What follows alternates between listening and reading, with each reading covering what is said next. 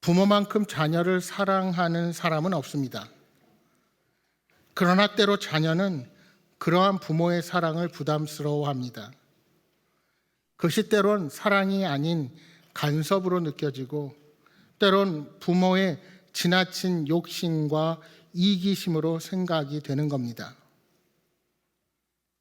자식을 사랑한다고 하는 행동들이 오히려 자녀들을 힘들게 하고 서로 간의 관계를 나쁘게 만드는 겁니다.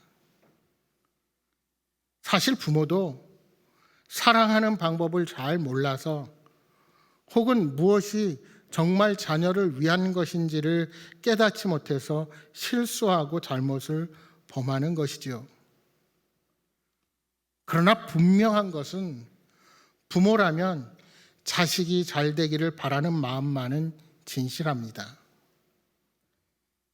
여기 자녀들을 키우고 계시거나 이미 키운 분들은 어떠십니까? 우리도 젊은 시절 때로는 부모님의 말씀을 어기기도 하고 잘 되라 말씀하시는 부모의 권면을 잔소리로 들을 때가 있었습니다.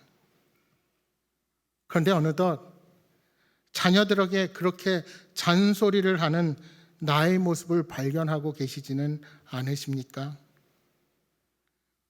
그렇게 생각해 보면 자녀라는 존재는 어떻게든 부모를 닮기 마련입니다.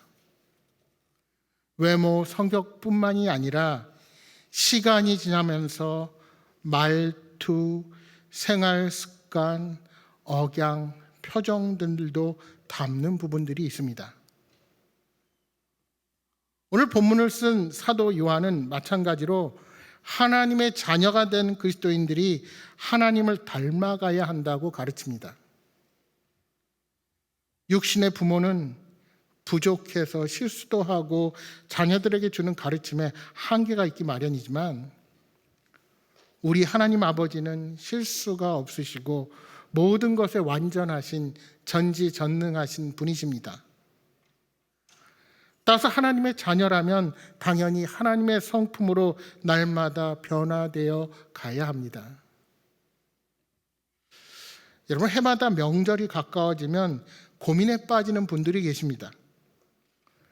온 집안이 예수 그리스도를 믿는 집안이라면 별 고민이 없겠지만 예수를 믿지 않는 가정, 특별히 장남이나 큰 집일 경우 제사를 앞두고 신앙적인 이유로 심각하게 고민하는 경우들이 있습니다. 생전 부부싸움을 안 하는데 그때만 되면 부부싸움을 하기도 합니다. 여러분은 어떻게 하고 계십니까? 우리는 세상을 살아가면서 여러 선택의 기로 앞에서 그리스도인으로서의 정체성을 지키기 위해 어떤 선택을 해야 할지 늘 고민하며 살아갑니다. 육신의 부모 형제와 하나님의 자녀로서의 정체성 가운데 어떻게 하는 것이 정말 옳은 일일까 고민하지 않을 수가 없는 것입니다. 여러분, 오늘 본문 1절 말씀을 다시 한번 읽어보십시오. 보라, 아버지께서 어떠한 사랑을 우리에게 베푸사 하나님의 자녀라 일컬음을 받게 하셨는가. 우리가 그러하도다. 그러므로 세상이 우리를 알지 못함은 그를 알지 못함이라. 여기 보라라는 말은 볼지어다라는 말과 동의어로서 명령문을 경한 감탄사라 할 수 있습니다. 다시 말하면 하나님 아버지께서 우리를 사랑하시는데 그 사랑의 종류가 어떠한 것인가를 생각해 볼 때 감탄과 충격을 금할 길이 없어서 보라 하고 외친 것입니다. 그런데 이 1절의 말씀을 오늘 우리말로 되어 있는 세번역 성경으로 묵상하면 우리가 더 많은 것을 생각해 보게 됩니다. 우리 1절 말씀을 세번역 성경으로 모두가 한 목소리로 한번 화면을 보고 읽어보겠습니다. 같이 읽겠습니다. 아버지께서 우리에게 얼마나 큰 사랑을 베푸셨는지를 생각해 보십시오. 하나님께서 우리를 자기의 자녀라 일컬어 주셨으니 우리는 하나님의 자녀입니다. 세상이 우리를 알지 못하는 까닭은 하나님을 알지 못하기 때문입니다. 세상이 우리 그리스도인들을 잘 알지 못하는 까닭은 그들이 하나님을 잘 모르기 때문이라는 것입니다. 여러분, 오늘 우리가 살아가는 이 시대의 특징이 무엇입니까? 점점 갈수록 감동을 잃어버린 세대를 살아갑니다. 메마른 사막처럼, 바닥이 메말라 드러난 우물처럼 우리는 이미 눈물이 다 말라버린 사람처럼 지낼 때가 얼마나 많은지 모릅니다. 아무리 큰 사건이 일어나도 울 눈물이 없습니다. 저는 영화를 볼 때마다 필요 이상으로 잔인한 장면들이 나오게 될 때 왜 굳이 저렇게까지 할까 하고 생각을 해봅니다. 아무리 리얼리티가 중요하더라도 굳이 안 보여줘도 누구나 연상할 수 있는 장면을 왜 그렇게 잔인하게 표현해야만 할까? 제가 아는 것이 허리우드 영화랑 한국 영화밖에 없으니까 둘을 비교해 보면, 여러분 마블 영화 아시죠? 마블 영화, 이 히어로 영화 보시면 그렇게 많은 악당들을 막 수없이 물리치고 쓰러뜨리는 장면까지만 절제 있게 보여줍니다. 근데 한국 영화는 대부분 칼과 총알이 피부 속으로 들어가고 피가 철철 흐르는 충격적인 장면을 여과 없이 보여줄 때가 많이 있습니다. 근데 더 놀라운 것은 그런 것을 보고도 잔인하다, 너무 심하다 하는 의견이 그리 많이 보이지 않습니다. 그만큼 사람들이 잔인한 장면, 비참한 모습에 대해 익숙해졌다는 의미이죠. 그래서 그런지 웬만한 충격적인 뉴스가 아니면 사람들이 잘 놀라지도 않는 것 같습니다. 여러분, 이처럼 우리가 웬만한 사건이나 소식에는 무덤덤하게 놀라지 않는 세대가 되어버렸습니다. 그러다 보니 사랑도 식어지고 다른 사람에게 줄 사랑도 받을 사랑도 점점 없어지는 것입니다. 제가 얼마 전에 우리 목사님들과 송년회를 하느냐고 오랜만에 선물 교환을 해봤습니다. 그래서 손편지 글을 크리스마스 카드에 적었습니다. 사실 여러분에게 죄송한 게, 제가 처음 행복한 교회 와서 겨울에 시간을 내서 막 손편지를 써서 여러분에게 보내곤 했는데 바쁘다는 핑계로 요즘 그렇게 하지 못하고 있어서 늘 죄송한 마음입니다. 근데 요즘 어떻습니까? 손편지는 고사하고 단톡방에 글을 남기죠. 여러분, 제가 여러분에게 한 가지 에티켓을 말씀드리겠습니다. 단톡방에 글이 들어갔을 때 내가 답을 하는 것이 개인적인 의견일 때는 따로 보내십시오. 남들이 다 알게 보내는 것은 정말 사람과 사람과의 관계에서 예의가 아닙니다. 내가 못 가게 된다, 어떤 사정이 있다, 남들 보는 데서 다 나 못 갑니다 하면 그 방 분위기가 뭐가 됩니까? 그냥 따로 내가 이런 사정이 있어서 얼마든지 단톡방이 아니라 따로 보낼 수 있지 않습니까? 이제는 그런 것마저도 희미해진 그저 사무적인 시대를 우리가 살아가고 있다는 것입니다. 그런데 하나님은 이런 죄 가운데 깊이 빠져 감동 없이 살아가는 우리들을 찾아오셔서 구원을 베푸시고 새 생명을 허락해 주셨습니다. 하나님은 우리를 일방적으로 사랑하시고 무조건적으로 사랑하셨습니다. 실로 엄청난 하나님의 짝사랑입니다. 하나님은 지난 2000년이 넘는 시간 속에 우리를 기다려 오셨습니다. 지칠 줄 모르는, 한 번도 변화하거나 후회하지 않는 사랑을 지금까지 이어오고 계십니다. 비록 그 사랑을 아직도 깨닫지 못한 사람이라 할지라도 하나님은 포기하지 않으시고 계속해서 사랑하시며 우리가 이 사랑을 깨닫기를 원하십니다. 여러분, 호세아서의 말씀을 보면 이것을 조금 이해하게 되지 않습니까? 호세아 선지자는 하나님께 명령을 받죠. 음란한 아내를 취해서 음란한 자식을 낳아라. 하나님의 명령을 받은 호세아는 고멜이라는 한 음란한 여인과 결혼해야만 했습니다. 여러분, 이스라엘의 음란을 얘기할 때는 성적인 그런 문란함만 이야기하지 않습니다. 하나님을 떠나서 우상을 섬기고 하나님을 멀리하는 모든 행위들이 포함됩니다. 그러니까 이 고멜은 음란한 이스라엘, 하나님을 떠난 배반한 백성들을 상징합니다. 엄청나게 부도덕한 여인이라 할지라도 그녀를 버릴 수 없는 이 호세아의 처지가 곧 하나님의 마음인 것입니다.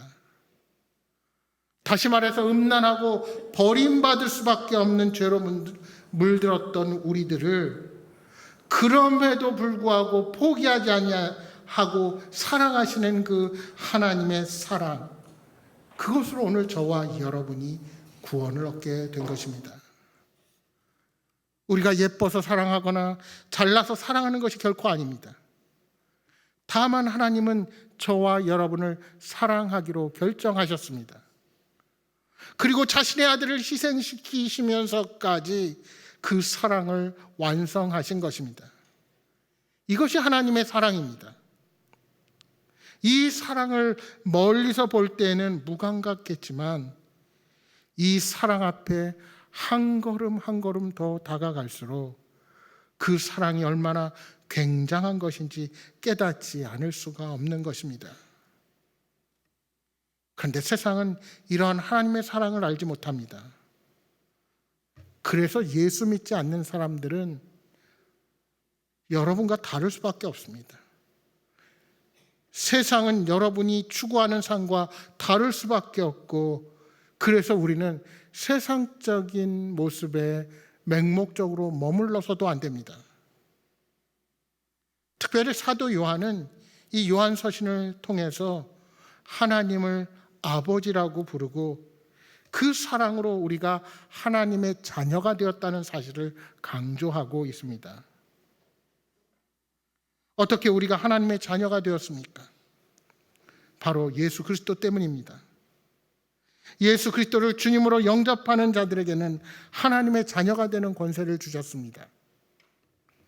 우리는 죄로 죽을 수밖에 없는 존재였지만 예수님께서 우리를 위하여 사람의 몸을 입고 이 땅에 오셔서 십자가에서 죽기까지 낮아지셨습니다. 죄로 지옥에 있어야 할 우리를 하나님의 자녀로 삼아주시기 위해 십자가 고난의 길을 가셔야만 했습니다. 로마서 5장 10절에 말씀합니다.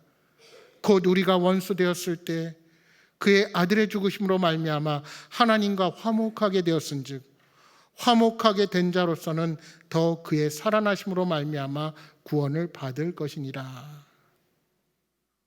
구원받기 전 우리는 하나님과 원수였습니다. 그러나 하나님과 원수였던 우리를 구원하시고 당신의 자녀 삼아 주시려고 예수 그리스도를 화목제물로 내어주셨습니다. 여러분, 원수까지 사랑하라는 말은 바로 이러한 하나님의 조건 없는 사랑에 근거를 두고 있는 것입니다. 따라서 우리는 하나님이 우리를 자녀 삼으시기 위해 행하신 그 크고 놀라운 사랑에 대한 감사와 감격 속에서 그 사랑을 본받는 자로 이 땅을 살아가야 하는 것입니다. 사도 요한은 그것을 강조하고 있습니다. 하나님의 은혜와 사랑으로 하나님의 자녀가 된 성도는 주님께서 다시 오실 그 재림의 날을 기다리며 그리스도 예수님과 같이 성결한 삶을 살아가야 한다는 것입니다. 우리가 예수 믿기 전에는 하나님의 자녀가 아닌 마귀의 자녀였습니다. 세상 사람들의 사고로 보면 이상하죠. 마귀의 자녀? 왜 내가 마귀의 자녀인데? 그런데 성경의 기준으로 보면 아무리 선하게 세상을 사는 자식이라 할지라도 부모를 부정하는 자녀를 선하다 말하지 못하는 것처럼 하나님을 떠난 자가 죄인이요 하나님을 떠날 때 마귀에게 속한 것이라 성경은 말씀합니다. 그래서 마귀에게 속한 자들은 아직도 그 죄 가운데 범죄하며 살아가는 반면에 하나님의 자녀인 성도는 믿음 안에서 예수 그리스도의 형상을 이루기 위해 죄를 멀리하고 성결하게 자신을 지키는 삶을 살아야 하는 것입니다. 어떤 분들은 세례를 받고 예수를 믿어 하나님의 자녀가 되었음에도 불구하고 자신이 하나님의 자녀답지 않다는 사실 때문에 갈등을 느끼곤 합니다. 현재 나의 모습을 보니 내가 하나님의 자녀라고 말하기가 너무나도 민망하고 부끄럽습니다. 그러나 그 개인적인 느낌은 결코 진리는 아닙니다. 오늘 본문 8절에 보시면 하나님의 아들 예수 그리스도께서 나타나신 것은 마귀의 일을 멸하라 하심이라 하고 말씀합니다. 예수 그리스도께서 이 땅에 오신 목적이 죄의 세력을 멸하고 거룩한 하나님의 나라를 세우기 위함임을 말씀하고 있는 것입니다. 여러분, 때로 내 삶이 하나님의 자녀답지 못하더라도 속단하거나 부정하지 마십시오. 누가 뭐래도 저와 여러분은 하나님의 자녀입니다. 그런 마음이 들 때는 이렇게 선언하십시오. 비록 내 육신이 연약하여 하나님의 뜻대로 살지 못하고 오늘도 세상에서 만신창이가 되어 산다 할지라도 그래도 나는 하나님의 자녀다. 나는 누가 뭐래도 존귀한 하나님의 자녀다 하고 고백하시기 바랍니다. 여러분 한번 따라 하실까요? 나는 누가 뭐래도 존귀한 하나님의 자녀다. 다시 한번 하겠습니다. 나는 누가 뭐래도 존귀한 하나님의 자녀다. 여러분이 그렇게 선언할 때 마귀가 떠나갑니다. 나를 비웃고 조롱하는 사탄 마귀도 결코 나를 해하지 못합니다. 세상 사람들이 저와 여러분을 비웃으며 하나님의 자녀가 아니라고, 하나님이 없다고 말한다 할지라도 우리는 변함없이 하나님의 자녀입니다. 오늘 본문 9절 10절에 이렇게 말씀합니다. 하나님께로부터 난 자마다 죄를 짓지 아니하나니 이는 하나님의 씨가 그의 속에 거함이요 그도 범죄하지 못하는 것은 하나님께로부터 났습니다. 이러므로 하나님의 자녀들과 마귀의 자녀들이 드러나나니 무릇 의를 행하지 아니하는 자나 또는 그 형제를 사랑하지 아니하는 자는 하나님께 속하지 아니하니라. 물론 우리가 이 땅을 살아갈 때 죄를 짓지 말라고 해서 죄를 짓지 않는 것이 아닙니다. 하나님 안에 거하기 때문에 우리를 범죄하지 않은 자로 인정해 줄 뿐입니다. 하나님께로부터 난 자이기에 죄와 상관없는 정체성을 가진 것입니다. 그래서 우리가 이것을 신학적인 용어로 칭의, justification, 의롭다 칭함을 받았다고 말씀할 수 있는 것입니다. 하나님 안에 거하고 하나님으로부터 난 자는 그 안에 하나님의 씨가 있습니다. 이 씨가 바로 말씀입니다. 하나님의 말씀이 그 사람을 모든 죄악으로부터 승리하게 하는 것입니다. 예수 그리스도께서 이 땅에 다시 오시는 그날 마귀에게 속해 범죄하는 자들은 완전히 멸망을 당하게 될 것입니다. 오직 하나님의 자녀들, 즉 성도만이 영원한 생명을 얻게 될 것입니다. 그러므로 성도는 예수 그리스도께서 다시 오실 때까지 죄의 유혹과 싸워 이기며 하나님의 말씀과 기도로 거룩함을 향해 끊임없이 나아가야 하는 겁니다. 여러분 잘 아시는 C.S. 루이스가 쓴 순전한 기독교에 하나님의 침공이라는 장이 있습니다. 여기에서는 예수님을 반역한 땅을 정복하기 위해 오신 합법적인 왕으로 소개합니다. 예수님은 이 땅을 무력으로 되찾으려고 하지 않으셨습니다. 대신 이 세상에 오셔서 8가지 복의 삶, 8복의 삶을 사셨습니다. 가난한 마음으로 슬퍼하셨고 온유한 마음으로 의에 줄이고 목말라 하셨습니다. 예수님께서 십자가의 길을 걸어가신 것은 이 땅에서 8가지 복의 삶을 사셨기 때문입니다. 따라서 세상에서 핍박받지 않으려면 간단합니다.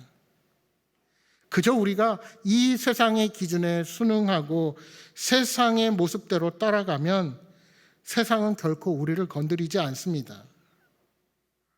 그러나 이 세상을 거슬러서 이 8가지 복의 삶을 살 때 세상은 우리를 힘들게 할 것입니다. 그래서 때로는 핍박을 당할 수도 있습니다. 그러나 우리 예수님은 기뻐하고 즐거워하라, 하늘에서 너희의 상급이 크다고 말씀하셨습니다. 여러분, 이 땅에서의 삶은 결코 영원하지 않기 때문에 영원한 세상을 바라보면서 살아갈 것인지, 아니면 유한한 이 땅에서의 삶만을 추구하고 살 것인지 우리가 결단해야 하는 것입니다. 여러분, 오늘 본문이 말하는 하나님의 자녀의 특징은 죄를 짓지 않는 것이고, 마귀의 자녀들은 의를 행하지 않고 형제 자매를 사랑하지 않는 것이다 말씀합니다. 예수님을 믿는다고 하면서도 정작 의로운 삶을 살지 않고 형제 자매의 사랑을 실천하지 않는다면 하나님의 자녀일 수가 없다는 것이죠. 그런데 여러분, 정말 그렇게 살고 계십니까? 육신의 연약함으로 우리 안에 남아있는 죄악이 우리를 쓰러뜨리고 죄를 짓게 만듭니다. 그러면 묻겠습니다. 그러면 우리는 마귀에게 속한 자입니까? 아닙니다. 이미 하나님께서 승리를 허락해 주셨으되 우리가 이 땅을 살아가는 동안 우리는 끊임없이 그 죄와 싸우는 자들입니다. 그러나 우리가 걱정하지 말 것은 이미 승리하신 주님이 나의 구주가 되시기에 그분만 의지하고 영적인 싸움을 싸워나가면 우리는 능히 이 세상의 영적 싸움에서 이길 수가 있는 것입니다. 그리스도인은 죄를 범했다면 철저히 회개하고 돌이키는 자들입니다. 죄를 짓지 않는 자가 아니라 연약한 죄인이지만 하나님의 자녀가 되었다는 사실 때문에 다시 돌이켜서 의를 행하고 주를 향한 마음과 뜻으로 말씀에 순종하는 삶을 살아가게 되는 것입니다. 초대 교부였던 터툴리안에게 어떤 사람이 찾아와서 상담을 요청했습니다. 그리고 이렇게 말했습니다. 저는 예수 그리스도를 믿는 그리스도인입니다. 저의 현재 직업이 옳지 않다는 것을 잘 알고 있습니다. 그런데 제가 이 땅을 살아야 하니 어떻게 합니까? 그러자 터툴리안이 그에게 이렇게 대답했답니다. 꼭 살아야겠습니까? 여러분, 엄청난 충격을 주는 말 아닙니까? 어려서 찾아온 사람한테 꼭 살아야 되겠습니까? 이 땅에서의 삶에 연연한 나머지 영원한 하늘나라의 삶을 잃어버리는 것이 안타까워서 죽으라는 얘기가 아닙니다. 어차피 우리가 살아가는 이 세상은 하나님 나라의 삶을 환영하지 않는다는 것입니다. 그러나 이러한 세상 가운데 하나님 나라의 백성인 우리가 어떠한 영향력을 주면서 살아야 할 것인가를 그에게 질문하고 있는 것입니다. 따라서 구원받은 하나님의 백성이라면 하나님의 자녀답게 거룩하신 하나님을 닮아 살아가면서 아직도 죄 가운데 머물러 있는 자들을 구원하는 일에 최선을 다해야 하는 것입니다. 여러분, 우리는 죄와 점점 멀어지는 거룩한 삶으로 부름을 받은 자들입니다. 이것이 바로 우리 자신을 그리고 우리가 세상을 변화시키는 방법입니다. 여러분, 나의 죄를 합리화해서는 안 됩니다. 죄를 대수롭게 여겨서도 안 됩니다. 비록 우리는 하나님 나라 가기까지 육신의 연약함으로 계속 죄로 인해 넘어지고 좌절도 하게 될 것입니다. 그러나 내가 예수 그리스도의 피로 깨끗하게 된 존재임을 기억하면서 다시 거룩함을 향한 삶으로 나아가야 합니다. 이것이 하나님의 자녀답게 이 땅을 살아가는 길입니다.